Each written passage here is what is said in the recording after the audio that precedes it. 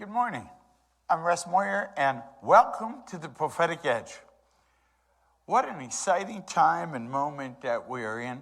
And today, we're going to take a little different direction with the Prophetic Edge, but it's still a prophetic perspective.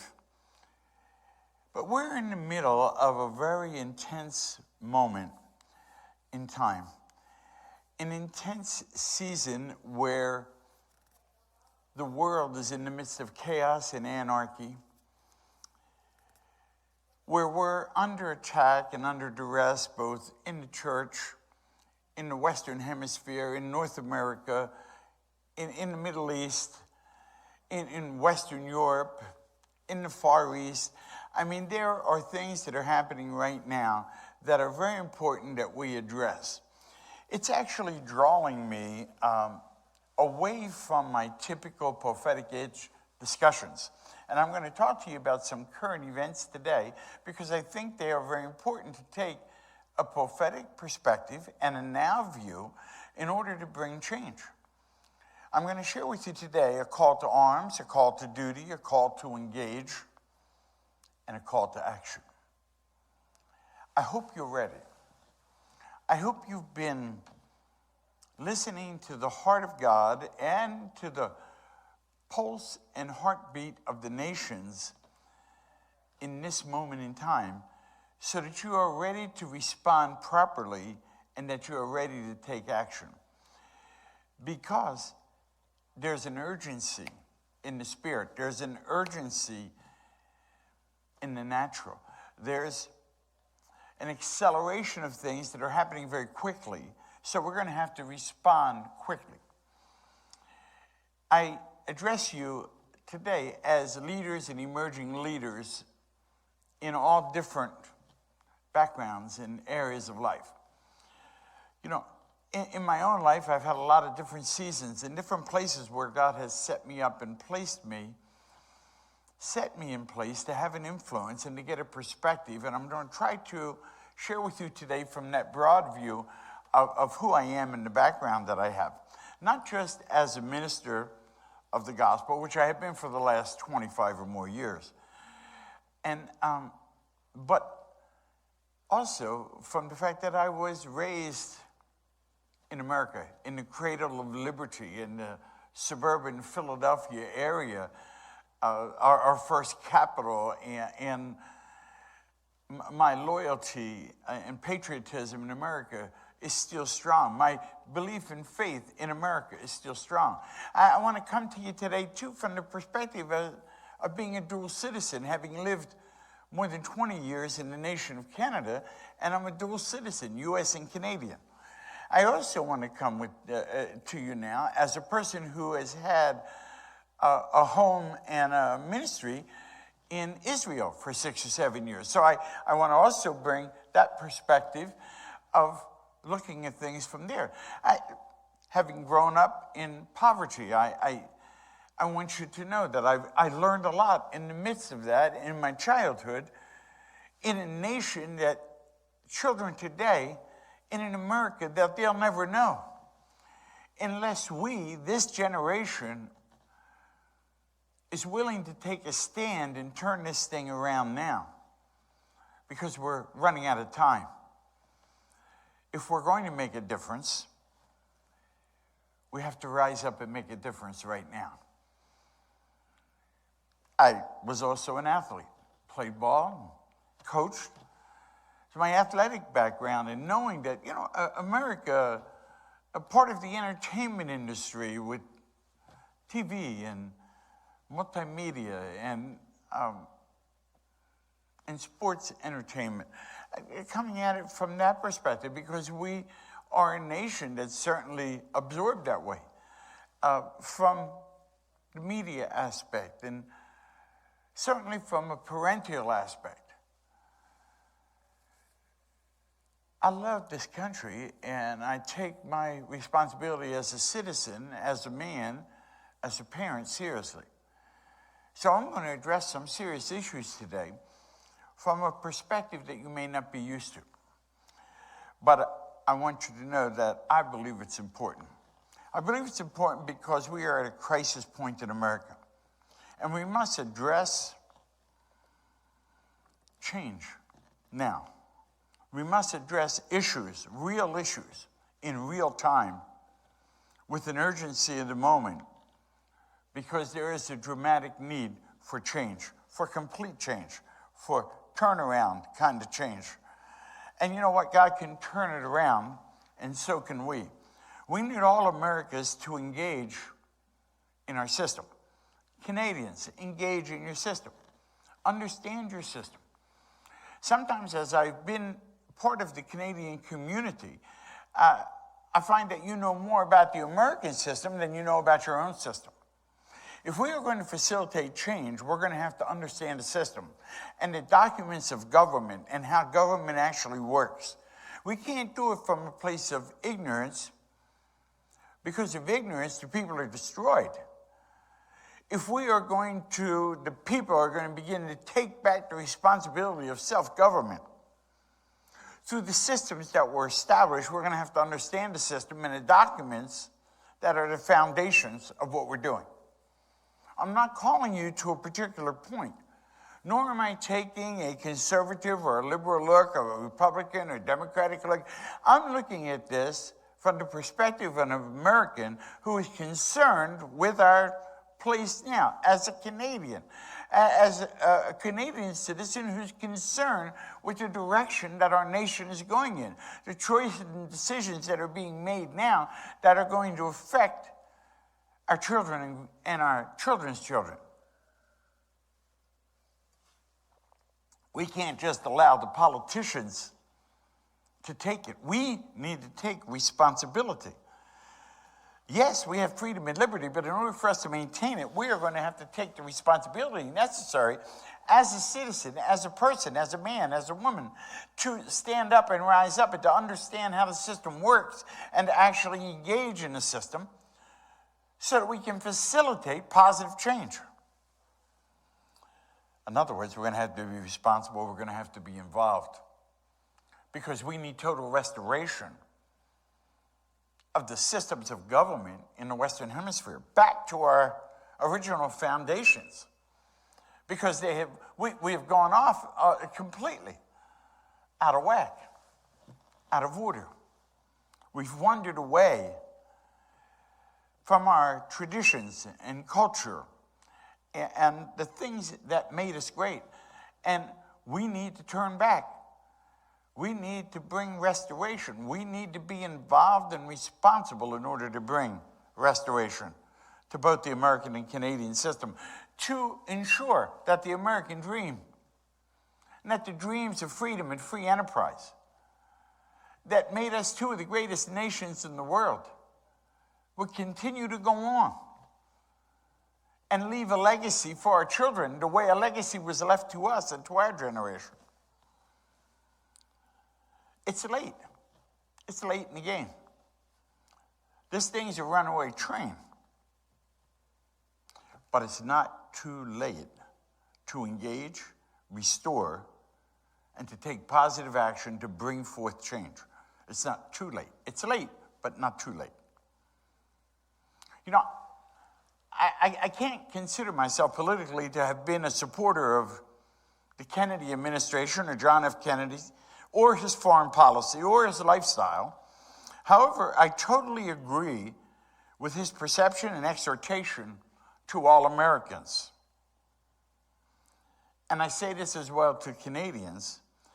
It's not what your country can do for you, but what you can do for your country. That's a tremendous statement. Has nothing to do with political affiliation. It has to do with personal responsibility for us, our families, and our nations. And how we prioritize things to continue to maintain the legacy, the great legacy that our forefathers fought for and died for. We must deal right now with the unreal yet existing conditions on our college campuses. This is totally unacceptable.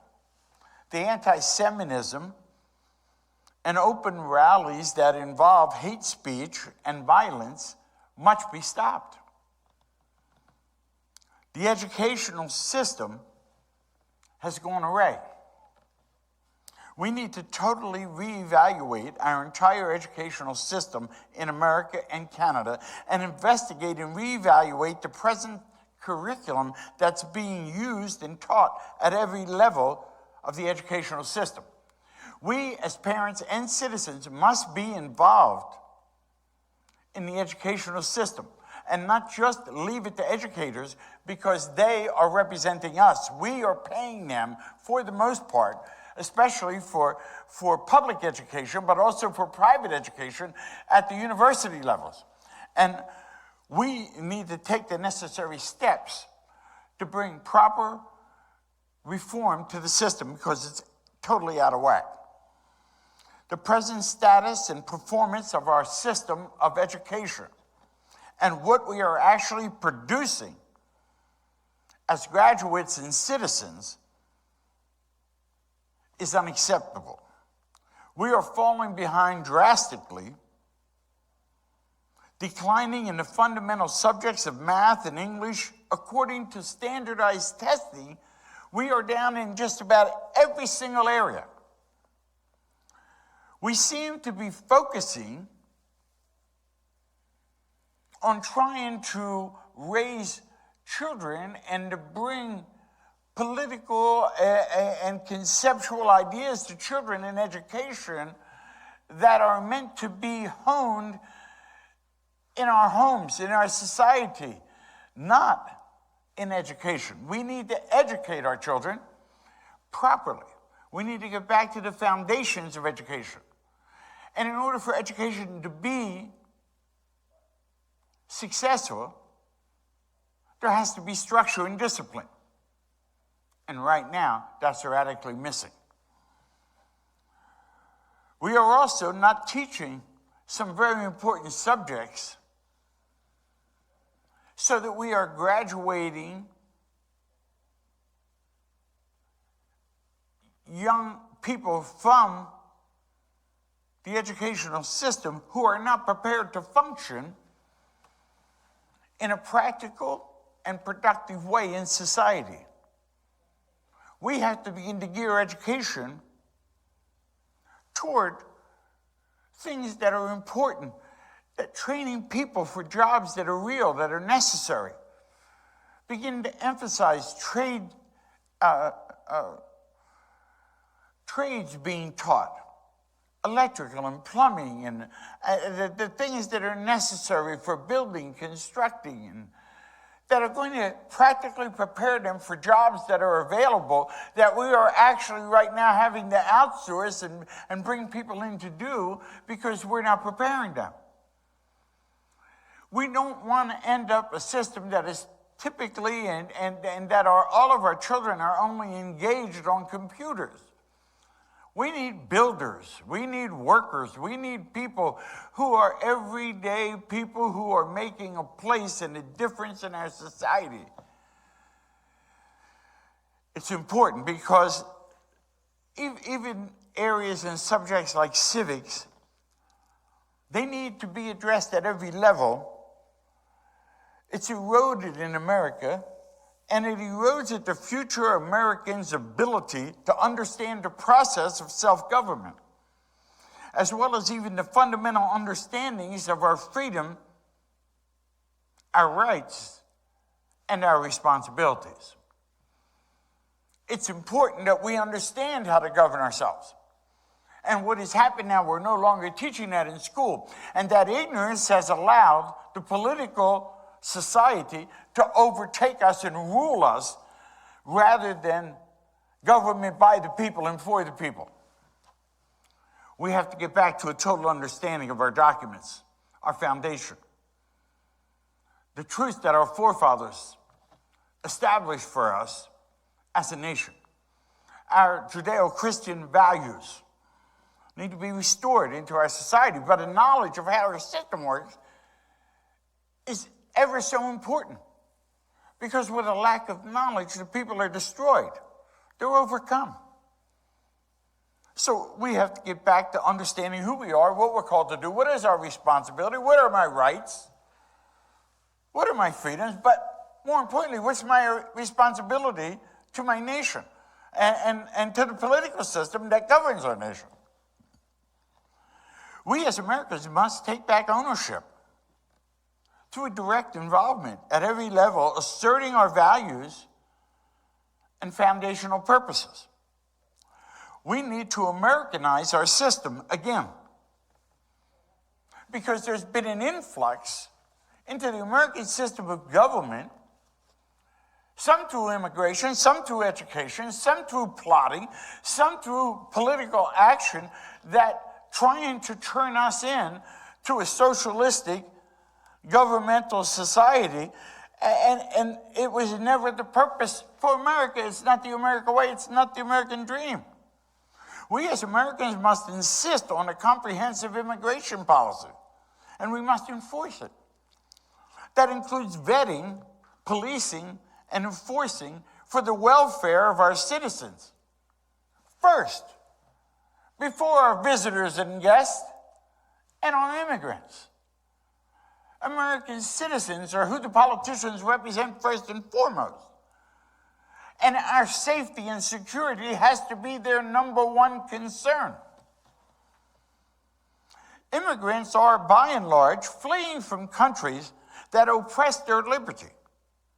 Yet we are allowing them to bring their horrendous conditions, political perspectives, and values into our system, which is watering down our freedom, our free enterprise system, our financial systems, our educational systems, our traditions, cultures, and values. They fled from that because it wasn't working. Let's not allow them to alter our system, which has worked. The greatest system of government in the history of mankind, representing freedom around the world. Yes, we've made a lot of mistakes, a lot of errors. Everybody does. But let's celebrate and let's learn from the past. Let's not destroy our history as though it never happened, but to learn from our history and grow and improve. Politically, we must stop the two-tier system in America that in any way allows the politicians to live under a different or special condition or benefit than the people they govern and represent.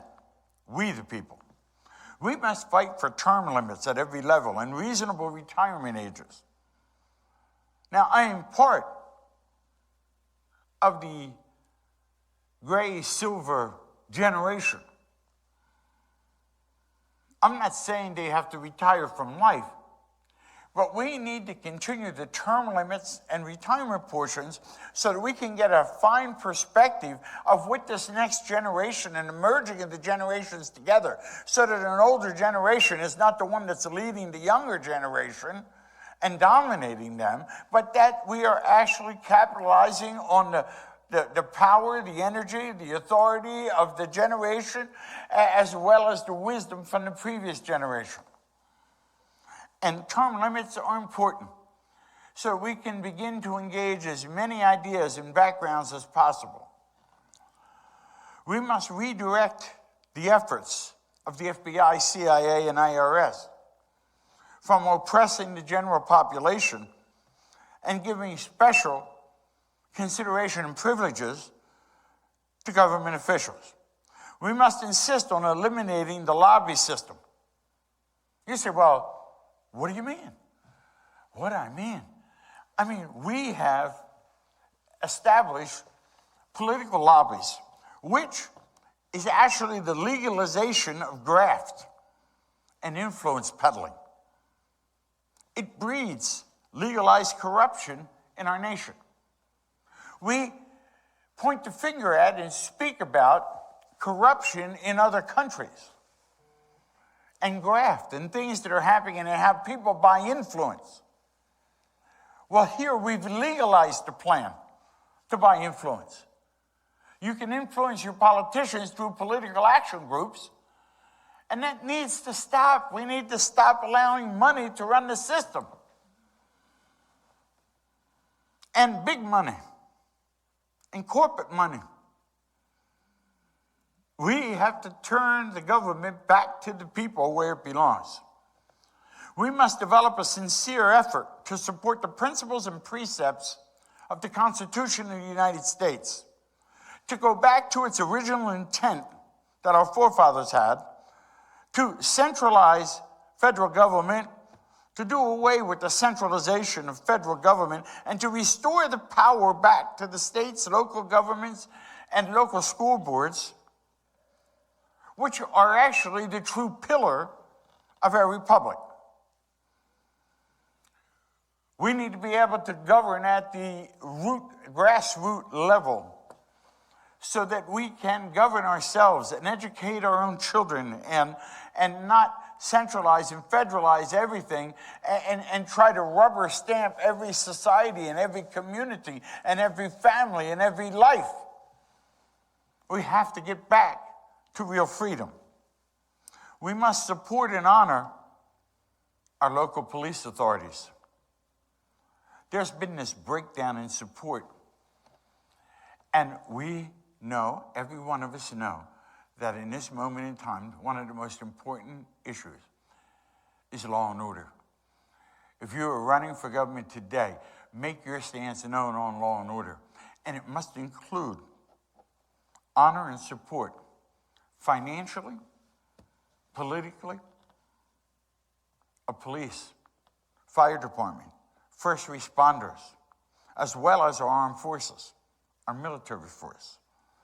We must insist on local police support to restore law and order to our streets, cities, and our nation. That has nothing to do with race. I can tell you, I know so many wonderful people in every one of our communities and people groups in this country, and they are all concerned with law and order.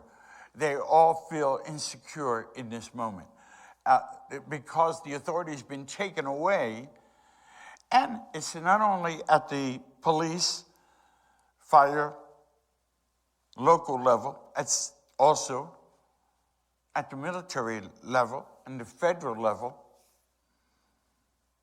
but it includes problems with the judicial system. We must insist on reform in the judicial system at the local level so that the laws are not only enforced, but proper punishment that includes reform and restoration of the individual, but it also keeps our society safe from people who are causing major issues of violence and murder and death on our streets. And we have to take a hold of the moment. The penal system must be reformed. And they must set serious guidelines with certain mandatory sentences for violent crimes.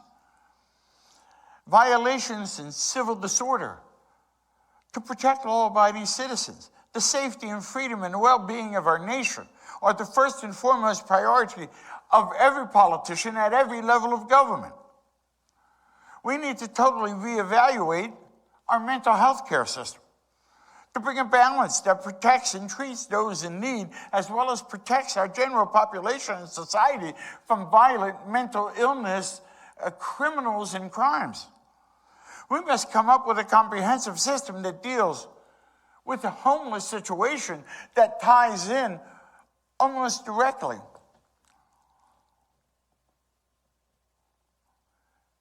with the mental illness issues that people are being faced with that end up causing them to fall through and slip through the cracks of our society and having their issues undealt with. We need to empower and support faith-based and grassroots organizations that are producing positive results dealing with these issues, and also to involve coalitions between government, grassroots, law enforcement, local government, faith-based organizations that are actually having an impact in our cities, that are producing real results, that are actually fighting drug abuse, and also combating things like the effects, the mental health effects that occur within a family that's been totally abused and taken apart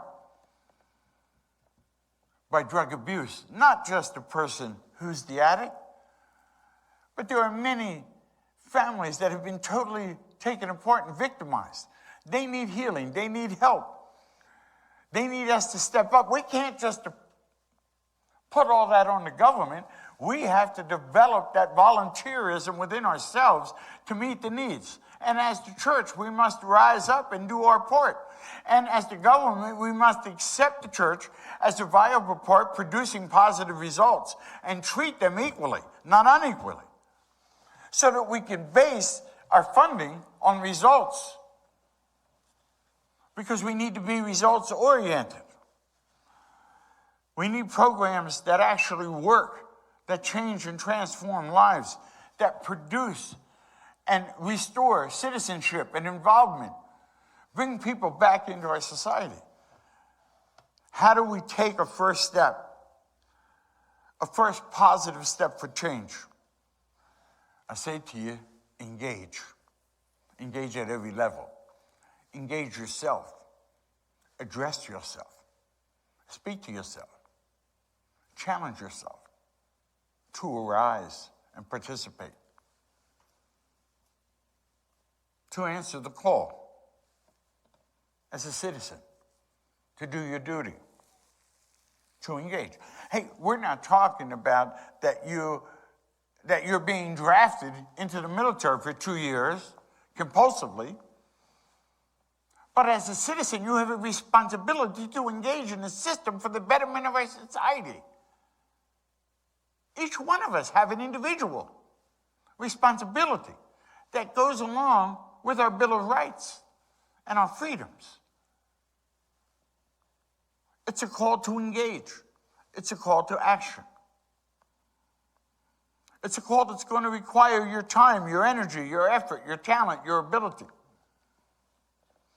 It's going to require you to challenge yourself, not just to end your day after your 8-hour shift of work, but then to invest something into your nation, into your community, every day, every week, as well as into your local family. How do I take this positive step to bring change? Register to vote. Engage. Know your representatives and notify them.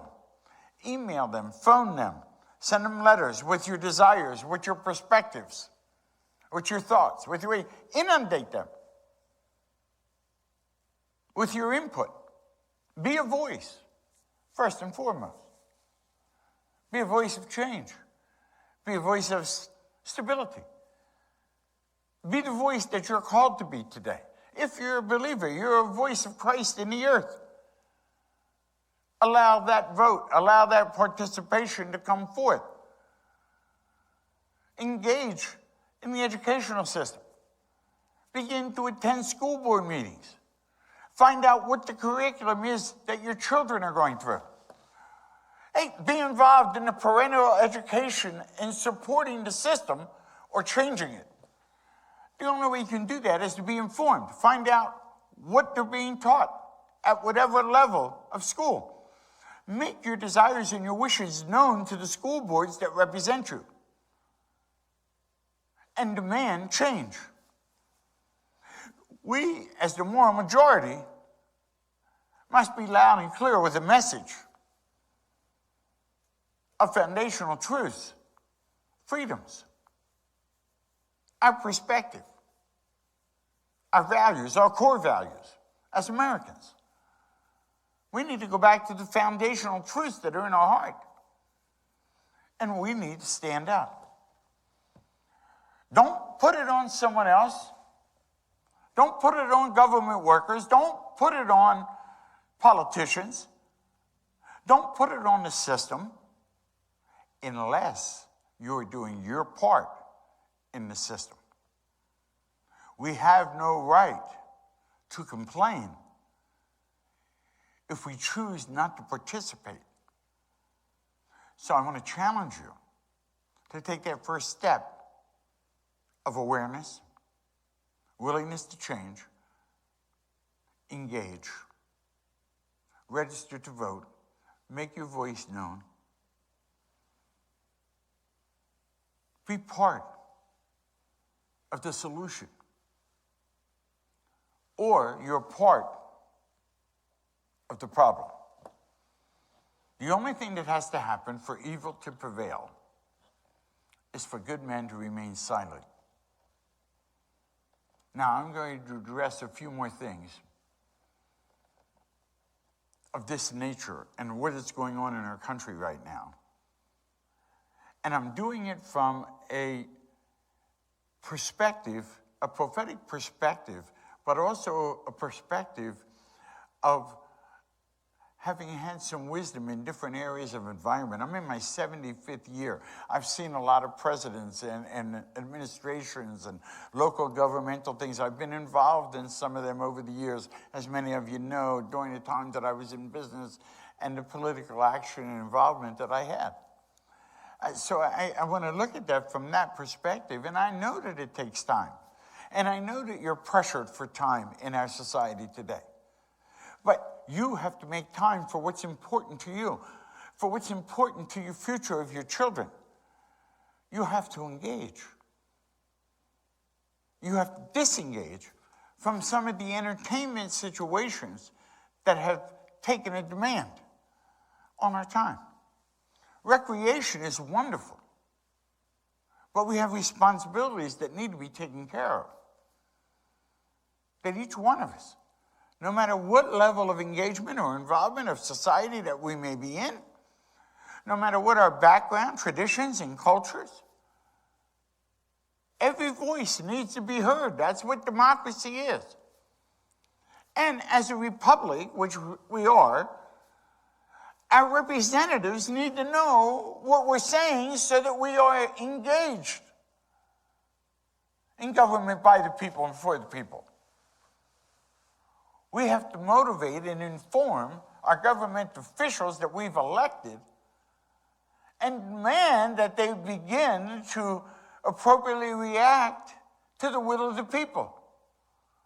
There is a total unrealistic and disconnected mindset in the political system today.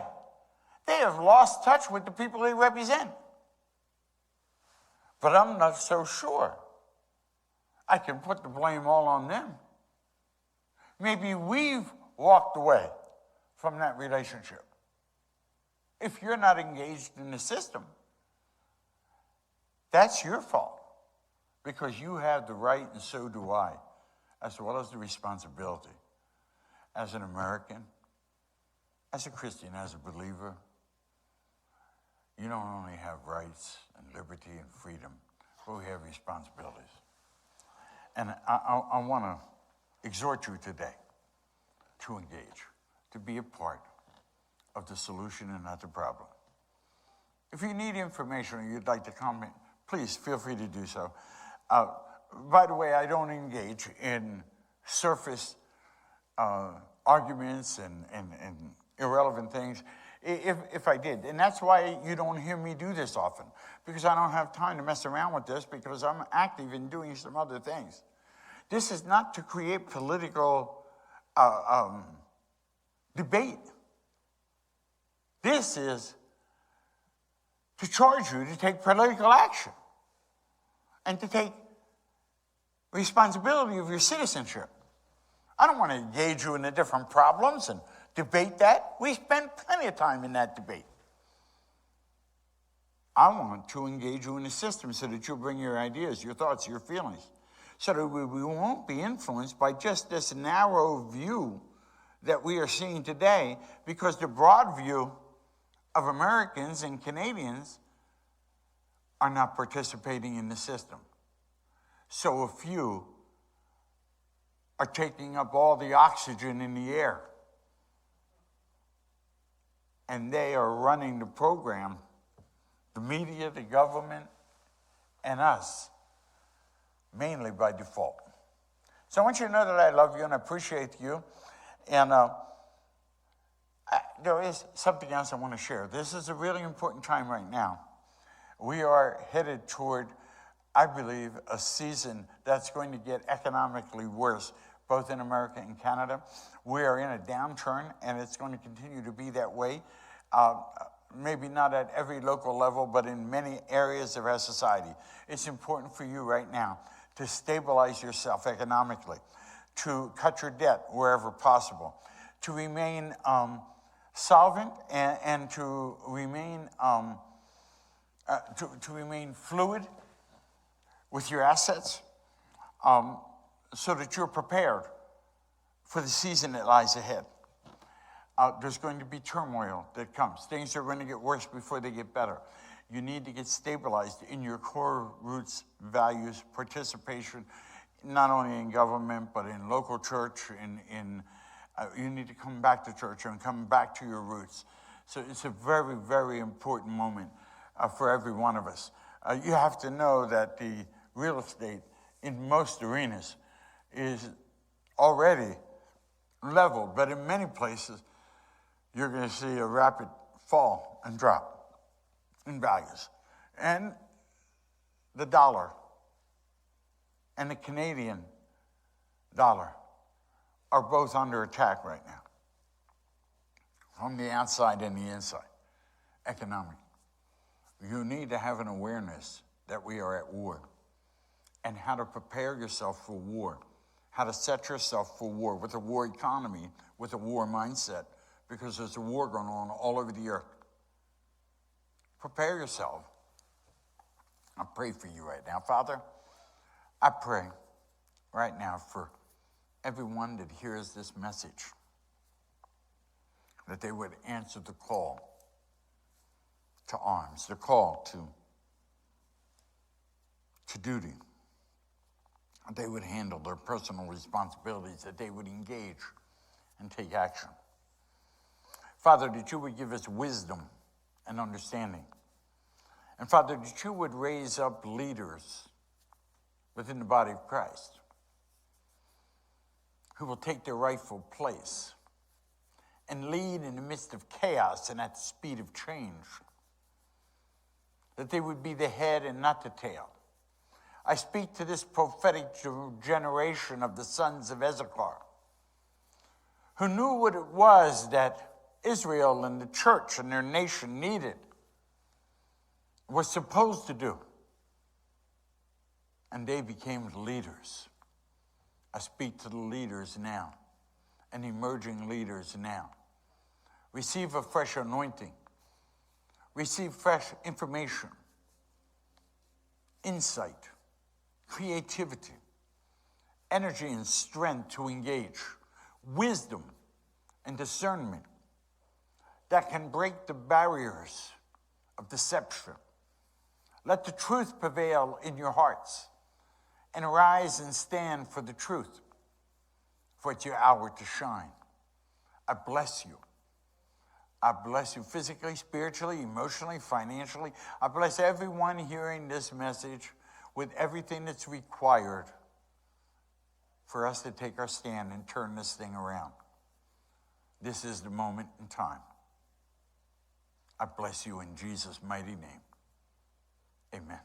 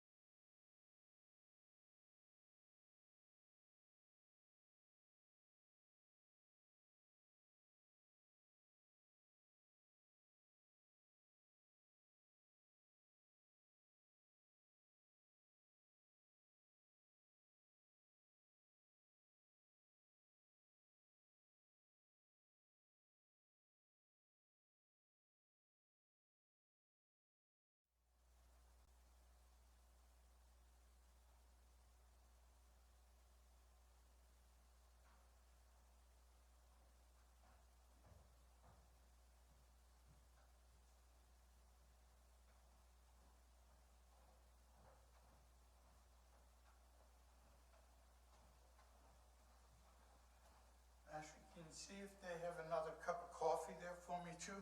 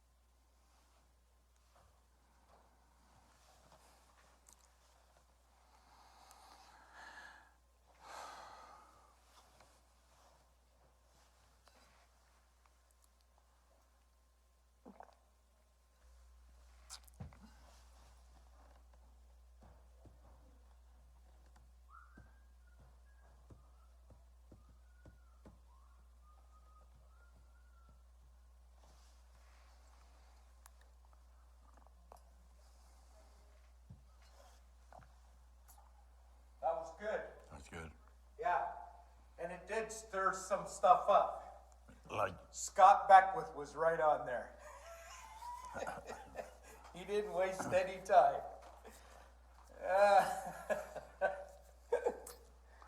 that's a good way for him to get blocked. Yeah. Did he say some negative things? Well, he said he believes in liberty and freedom for people, and that, you know, Jesus set the captive free, including Palestine. It's like, yeah, okay. But you did get... Wait till he gets this second one. Because here I'm going to talk about Palestine and Israel. Okay. He, and when you told me that, I thought, okay, well, the first one that'll be on there will be Scott. And he was like, I think Carl had some comments, and then Scott was right in there. Who is? Carl. Carl. Surfy, he's always on, and he always has some comments. But I thought, I wonder who's first today. And Carl was first, and then Scott. Yeah. But anyway, it's all good. Yeah? It's all good. I would imagine by the time it gets out and around, Oh, yeah. there's going to be a lot of comments on it. There probably will be. Yeah. Yeah. And this morning, I took, because I can only stream to 5 places, I took the dwelling place YouTube off, and I put on Eastgate Barn.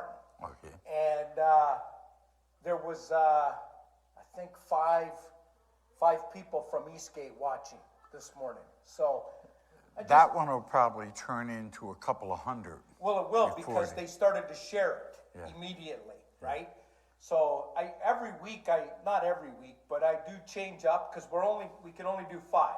Right. So one week I'll take this one off and add this one or whatever, right? So it gets around, but it's good. Yeah. It is good. Well, they're really going to jump on this one, I'm telling you. Because I'm going to bring Israel and Palestine into the equation. I didn't really do that on the first one.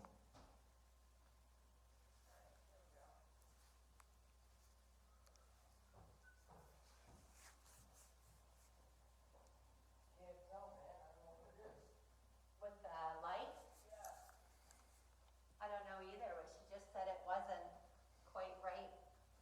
It wasn't bright. Is that what she's saying? She said it wasn't bright and it wasn't quite right. It wasn't what? Katie was just talking about the light. I don't know, we're trying to sort it. The lighting? On the last one? Well, she said it was a little dark, but I don't It like. looked good. It looked good to me. Yeah, there's a fine line between dark and light. I don't like your face white. I want the natural color, right? Italian ain't white. Right. That's so. Let's I go always- back to the truth of this thing. Italian people are people of color, man. I like to try to keep it as natural as I can. So.